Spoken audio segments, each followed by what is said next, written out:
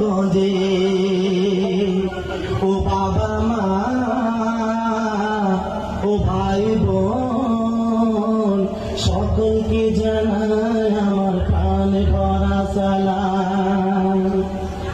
হাজারো ব্যথার বেদনার পরে ফিরে আসিলাম এই গোবিন্দগঞ্জে।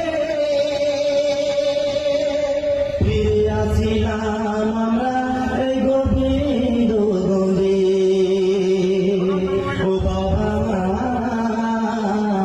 ও দাদা ভাই, সকলকে জানাই আমার প্রাণ ভরা সালাম। আসসালামু আলাইকুম।